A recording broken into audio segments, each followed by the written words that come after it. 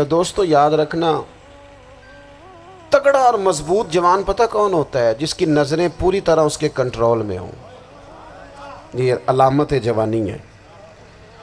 جس آدمی کا پوری طرح، دو لوگ دنیا میں کبھی کوئی کارنامہ سر انجام نہیں دے سکتے، ایک جو حرام کھاتا ہو، ایک جس کی نظر ناپاک ہو۔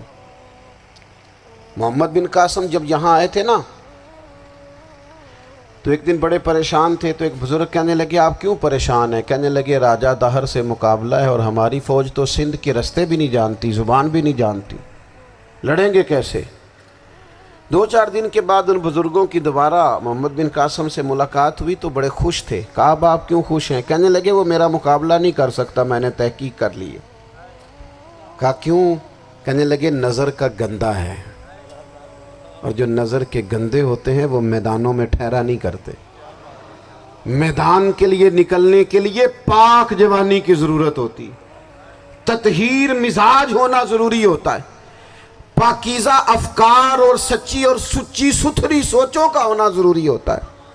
اس لیے فرمایا کہ میرا مقابلہ نہیں کر سکتا۔ حضرت عبداللہ ابن حذافہ کمرے میں تھے تو وزیر کی بیٹی اندر سجی سنوری پہنچ گئی۔ جیسے ہی آپ نے اس کفر کی چال کو دیکھا تو تیمم کر کے نفل شروع کیے۔ وہ ساری رات بیٹھی رہی، رب کا بندہ ساری رات عبادت کرتا رہا۔ عبادت بڑا سہارا ہے، مصلی بڑا سہارا ہے اللہ کے بندوں۔ صبح دروازہ کھولا، وزیر نے اپنی بچی سے پوچھنا چاہتا تھا رزلٹ کیا نکلا، تو وہ کہنے لگی پیچھے ہٹ جا، اب تیرا میرا تعلق کوئی نہیں، میں نے نبی پاک کا کلمہ پڑھ لیا۔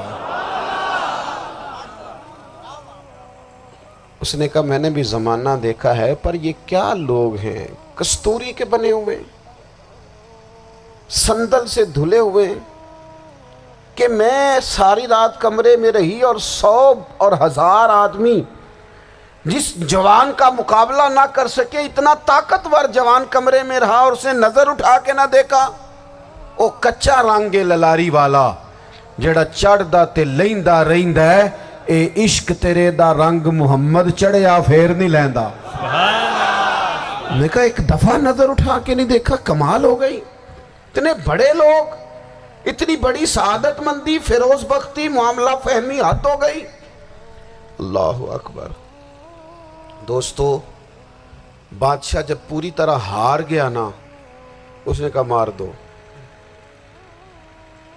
تیل گرم کیا ایک کڑاہی میں، اور جب آپ کو اس میں ڈالنے لگے تو آپ کی آنکھوں میں آنسو آ گئے۔